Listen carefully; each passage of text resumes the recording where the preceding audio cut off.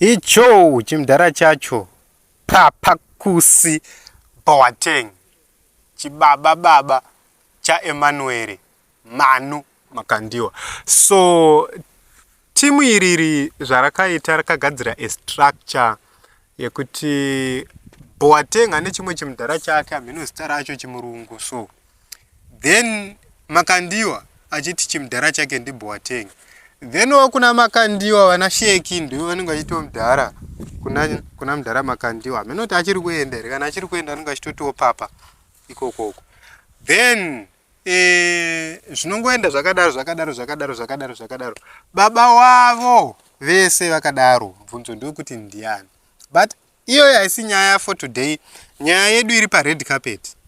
Papa just a man of God ari kugadzirwa red carpet like this. Pava pa official opening ye church ye UFIC muno muZimbabwe yakaitika a few weeks ago. Pakavhurwa church hombesa iyo yakakonzeresa much controversy. Vanachibvunza kuti muri kuvaka chechi dzakakura kudai seiko ivo vatendi venyu vasina mabasa, hatina industry muchitungwiza iri kushanda, movaka chechi yakakura kudaro. Kudai makavaka factory zvaisaita here kuti vatendi venyu vabatsirike? Waingowo mubvunzo. Handisi kuzivawo kuti vanhu havafaniri here kuvaka maplaces of worship. Maonero anosiyana, manzwisisiro anosiyana. Vamwe vanoti it's better kutanga tagadzira mabasa, then vanhu kana vakuenda kubasa vane mari tozovaka maplaces of worship, nzvimbo dzekunamatira. Vamwe ndo vari kuti regai tivake nzvimbo dzekunamatira kuitira tigozonamatira mabasa acho. So maonero anenge akasiyana, zvinhu zvinenge zvichingoitwa nenzira yakasiyana. So ava vanhu ava vanonzi vana madzibaba manwa, vanhu vari pa controversial period right now, zvichiteera affiliation yavo kuchibato ichi chevakuru chatinacho ichi chekurwa hondo ichi. Then pane issue yandainchiona pa Facebook pachitaurwa ipapo kuti Papa duped a certain lady, akazoenda akuti akuda matithes ake, akaenda achinopopota achivava achiti akuda matithes ake, and they requested kuti ange achiburitsa ma receipts, and she produced each and every receipt. She paid up to 1 million in tithes, but zvinhu pazvanga zvaoma, zvinhu pazvanga zvadhakwa kwaari on her own side, akaemhanyawo kuna na Papa zvikanzi Papa ndaomerwa, Papa can you help me, Papa please help me Papa. Papa vakati havana kana cash, iye aida 15,000 United States dollars.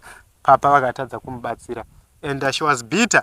But the question is, padzinenge dzichirwa matumbu paya tichidziudza kwamunorohwa matumbu uku kwamuri kumhanyira uku munochema manje vanenge vachiti munovenga, hamusi vanhu vaMwari, hamuna mate, this and that, you be cursed, don't touch my Papa. Kana zvashata, they will come to seek sympathy on social media, on Facebook, on YouTube. Vakutsvaga manje kuti vanhu vange vachichema navo. The issue is, hamuzi kuzviona here kuti vakuru ava havana chamwari chavanoziva? From the look of things, from the way they use my scriptures, they manipulate scriptures kuti ange achitaura zvemari each and every time. It shows kuti varume havana substance. So honestly speaking, Team Zimbabwe, I don't know imi maonero munenge muchito, but I believe kuti team iri substance chacho pavhangerica harina, haritorina zvachose. Ndosa muchona richiti rine richingoita maslogan richiti pamberi, pakaitika zvaitika pamberi, zvese zvaitika pamberi. And the question is, as a country kana kuti senyika tinosvika kupi nana pamberi vasingaone anything chakashata chiri kuitwa nemunhu waMwari, anything chakashata chiri kuitwa nemuprofita. Chero akabatwa chibharo anongomberera maoko, chero akabirwa anongomberera maoko. Uchazopepukwawo riini as an individual? That is the question yashaiwa answer munyika yeZimbabwe, because people are brainwashed and they believe in religion so much.